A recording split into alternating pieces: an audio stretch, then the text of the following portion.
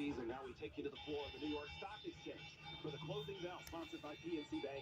PNC, make today the day on KYW News Radio. A late rush since the Dow up 137 points, the NASDAQ up 74, S&P 500 up 28.5. Philadelphia's afternoon news continues with Michelle Durham. KYW News time is 4 p.m. Winner of a 2022 Crystal Award for year-round commitment to serving your community. KYW News Radio 103.9 FM. Federal money is on the way to help make Roosevelt Boulevard safer. I'm Mike DiNardo.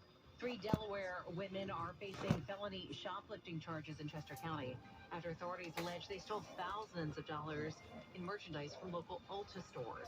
Port Richmond rallies around the Miller Street neighbors following the blast that changed their lives. They're hoping to get answers tonight. In sports, the Sixers host the Pacers tonight. 64 drizzly now. We'll get down to 53 tonight. Good afternoon to you. I'm Michelle Durham. Here's our top story at 4:01. Federal cash is on the way to help improve safety on one of the nation's most dangerous roads. And as KYW's Mike DiNardo reports, it's on the way to upgrade intersections along Roosevelt Boulevard. It's long been known as one of the most hazardous roadways in America. Now, $78 million in federal transportation department money is on the way to Philadelphia to help make Roosevelt Boulevard safer. The funding was announced Wednesday by Pennsylvania U.S. Senator Bob Casey. The grant will pay for improvements at 45 boulevard intersections. It's going to shorten the crossing distance at a bunch of different locations and provide other better pedestrian amenities. That's Chris Puhalski from the city's Office of Transportation, Infrastructure, and Sustainability. It's going to pay for everything from, new and better crosswalks, realigning intersections, signal timing. The federal money represents about 60% of the $135 million price tag for near-term work under the city's long-range boulevard plan dubbed Route for Change. Puhalski says engineering work should take 3 to 6 years, with construction beginning after that. Mike DiNardo, KYW News Radio, 103.9 FM. 4:02 coming up, the determination of Port Richmond neighbors, even in the wake of a large explosion. Their story after we talked to Stevie. Waiting for us, the PJ Fitzpatrick Home Improvement Traffic Center. In New Jersey, it's an absolute mess. On Route 70, east and westbound, they've closed it down at Green Tree Road. This is Cherry Hill area. Things are absolutely just creeping along, crawling along both ways. So you can basically get off and go to a different road. Everything's all jammed up on Green Tree Road, on Springdale Road. Everything on 295 is slow northbound, too, because everybody's trying to get off on both ways. Now, get off to go to Route 70. You're just lined up there. 73 southbound is also really jammed from approaching 38 down to Fellowship Road. 676 southbound jammed up approaching the Walt Whitman Bridge. 130 southbound going over the Rancocas Creek in the Del Blanco area.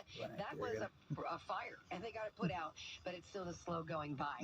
East and westbound Schuylkill Expressway. Well, eastbound getting on at 202 is a little bit slow up to Gulf Mills. And then you've got some heavy traffic from around Montgomery down to South Street. Westbound approaching South Street is jammed, too.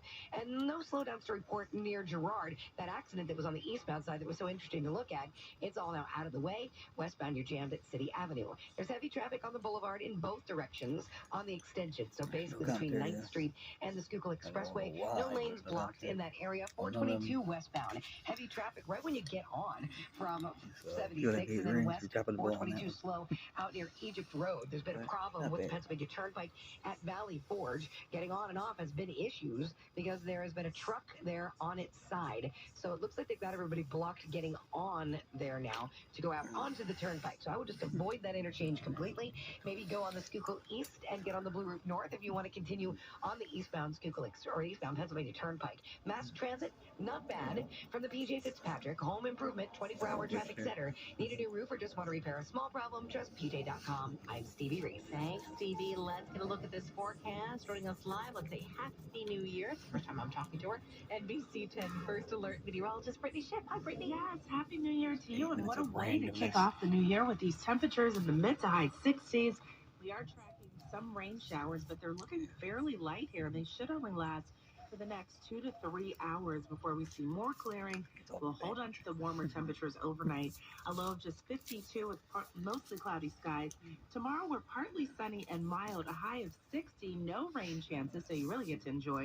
And then as we go into Friday, temperatures drop about 10 degrees, a few isolated showers in the morning, Saturday and Sunday, we are back to normal, back to our seasonal averages, which we should only be in the low to mid 40s for this time of year, and that's exactly what we'll see Saturday and Sunday. And Michelle, I mean, after all, it is January.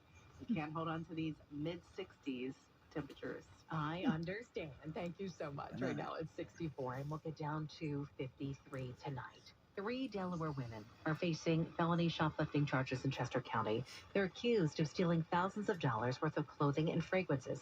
Here's KW's Suburban Bureau Chief Jim Elwer. West Whiteland Police Detective Scott Pizik says employees at the Ulta Beauty Store in Exton were on high alert last week after shoplifters hit stores in Plymouth Township and Newtown Square earlier in the day. He says those employees called West Whiteland Police saying the women were in the store. They went in, they each grabbed a basket, they proceeded to the fragrance aisle where they each loaded the basket up and just walked out. Pizik says officers stopped the suspects near the shopping center, but as the officer stepped out of his vehicle, the driver took off. Police caught up to the van on 202 South, recovering more than $15,000 of fragrances and clothing. They didn't even realize a third person was in the back seat because there was so much merchandise. 33-year-old Diamond Richards, 20-year-old Annabelle Kane, and 32-year-old Atijah Clark are all facing felony retail theft charges. Richards is also charged with reckless driving and trying to flee police. At the Suburban Bureau, Jim Melward, KYW News Radio 103.9 FM. The Philadelphia Police Department needs your help to identify a group of males wanted in connection with a strong armed robbery and beating in Center City last month. KYW's John McDevitt reports officials are hoping the security footage will lead to arrests. According to police, it was around 6 p.m. on December 12th when a 20-year-old man was robbed of his wallet by another man on the 11th Street SEPTA platform. Officials say the 20-year-old victim chased after the guy onto a Market Frankfurt L train. That's when a group of males are seen on surveillance video punching and kicking the victim. Police are not releasing the victim's condition or identity. The video can be seen on the Philadelphia Police's website. Anyone with information is being asked to contact the Philadelphia Central Detective Division or call 215-686-TIPS. John McDevitt, KYW News Radio 103.9 FM. The neighbors on Miller Street in Port Richmond have been working non-stop to try to put their lives back together in the days since the enormous blast that injured several people, destroyed 2 homes there, and damaged countless others. I had the opportunity to speak with Ken Paul. He's the president of ProPac. It's the Port Richmond On Patrol and Civic Organization. Paul was down the shore with his wife Ann, who you can hear in the background as we speak. His cell phone started ringing 10 minutes after the blast. They rushed home to help and found what they expected to find. I mean, that thing no sooner happened than people that had the means were cooking food and bringing it down for the people that were sitting outside, bewildered and not knowing what to do, and taking care of all the workers and the helpers. Says this is one incredible community. Red Cross